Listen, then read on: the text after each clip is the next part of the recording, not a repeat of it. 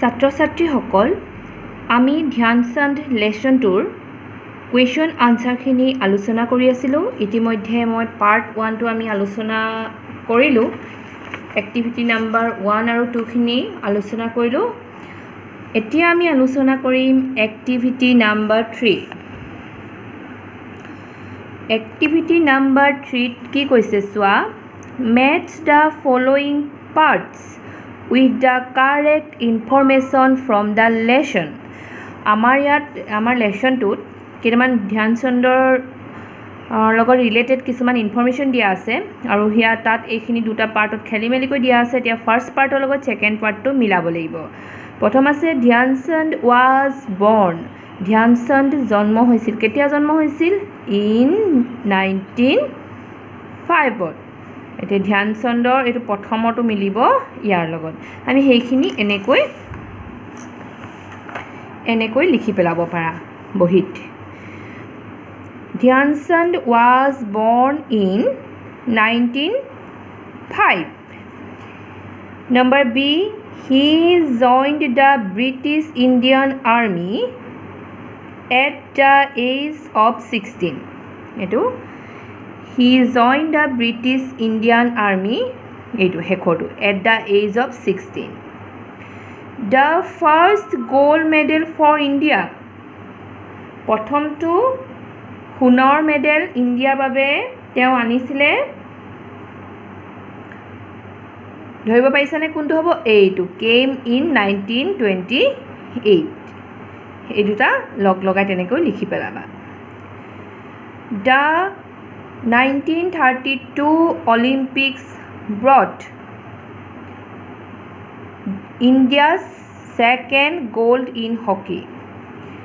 1932 চনত যিটো লছ এঞ্জেলছত হৈছিলে, লছ এঞ্জেলতে হৈছিলে সেইখন অলিম্পিক।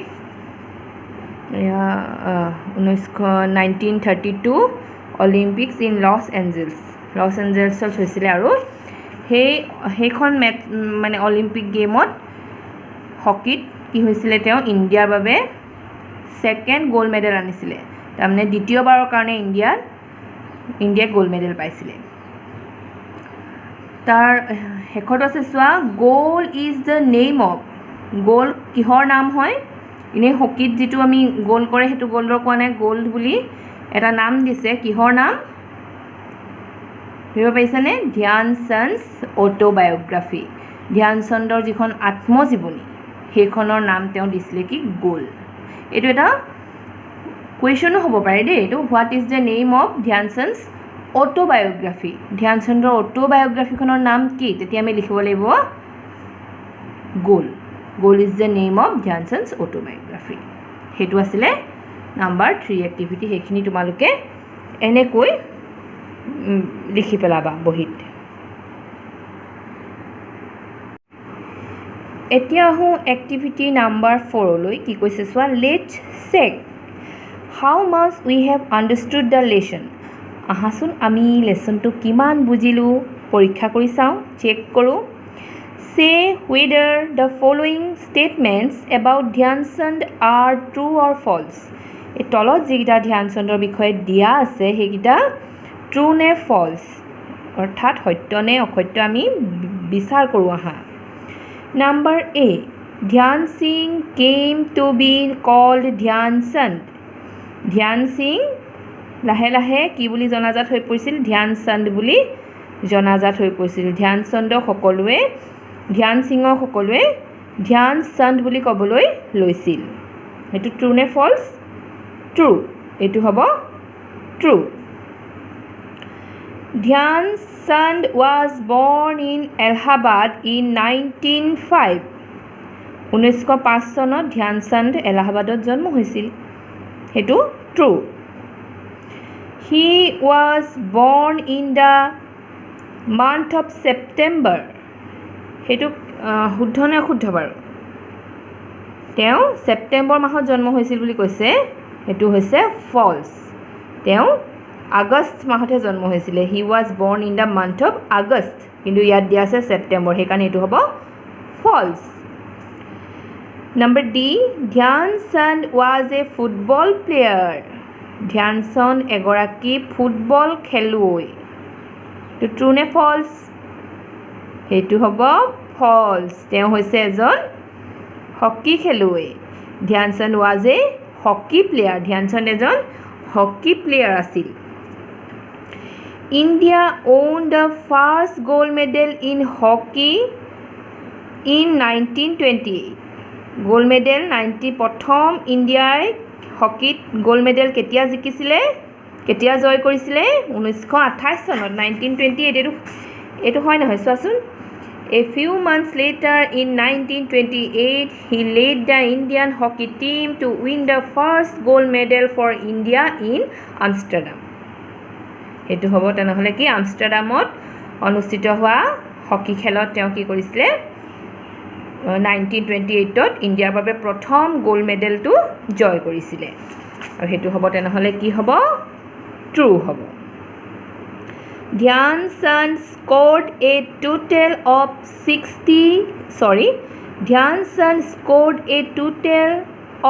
600 goals in 20 matches 20খন খেলত তেওঁ 60টা গোল কৰিছিলে হেতু ট্ৰু হ'ব নে ফলছ হ'ব বাৰু হেতু হ'ব ফলছ এ নাম্বাৰ এফ টো হ'ব ফলছ তা শুদ্ধ উত্তৰটো কি হ'ব এইটো এখিনটা আছে চোৱা he scored a total of 570 goals in 15 matches 15খন খেলত তেওঁ 570 গোল কৰিছিলে আৰু হে কাৰণে এই হেখৰ এটো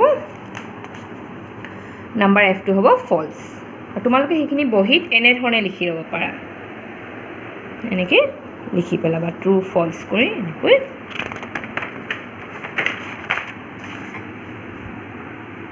এনেকৈ বহিত লিখি পেলাবা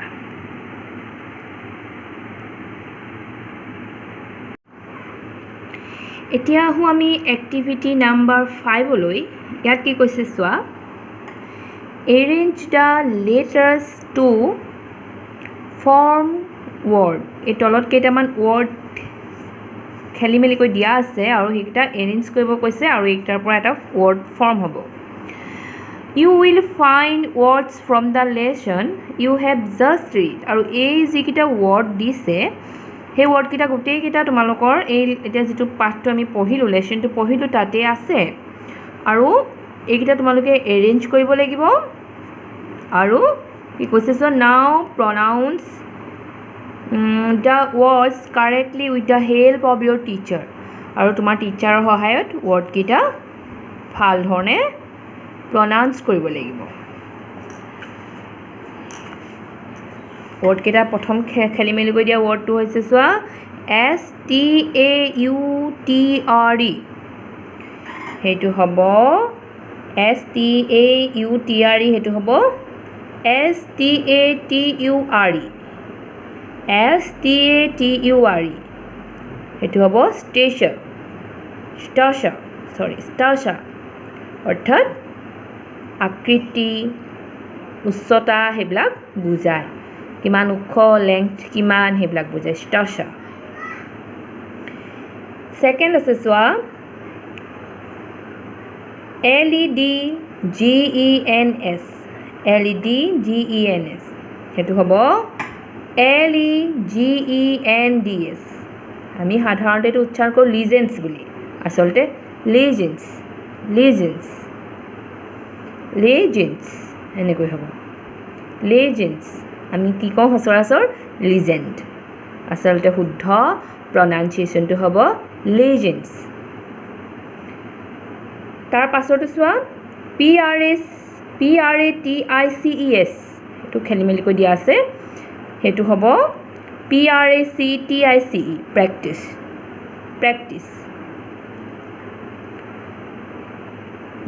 V I S I L I B I T Y এনে কৈ দিয়া আছে হেতু হ'ব V I S I B I L I T Y V I S I B I L I T Y visibility হেতু কি হ'ব visibility অৰ্থাৎ দৃশ্যমান হোৱা আমি দেখা পোৱা visibility আৰু হেখৰটো কি আছে চোৱা শেষৰটো হ'ব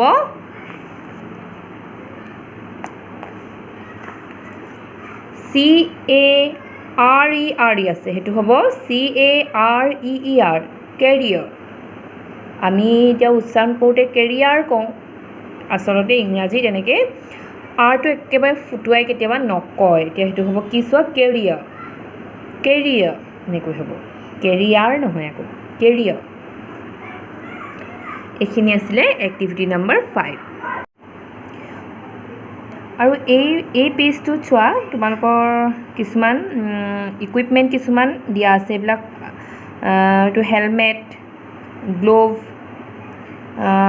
এইযোৰ হৈছে শ্বু কিছুমান এইবিলাক গাৰ্ড কিছুমান এইবিলাক ছেফটি গাৰ্ড কিছুমান দিয়া আছে এইবিলাক হৈছে হকি খেলত ইউজ হোৱা কিছুমান ইকুইপমেণ্ট আৰু সেইখিনি তোমালোকৰ আৰু এইটো পেজত ইমানখিনি আছে আৰু নেক্সট ক্লাছত আমি এক্টিভিটি নাম্বাৰ 6, 7 আৰু আলোচনা কৰিম আৰু ইয়াৰ আগৰ যিটো আমাৰ পাৰ্ট 1 কুৱেশ্যন আনসাৰ ধ্যান চেণ্টাৰ পাৰ্ট 1 যিটো ভিডিঅ' সেইটো ভিডিঅ' মই ডেছক্ৰিপশ্যন বক্সত লিংকটো দি দিম তোমালোকে চাই ল'ব পাৰিবা তেনেহ'লে আজিলৈ ইমানতে সামৰিছোঁ বাই বাই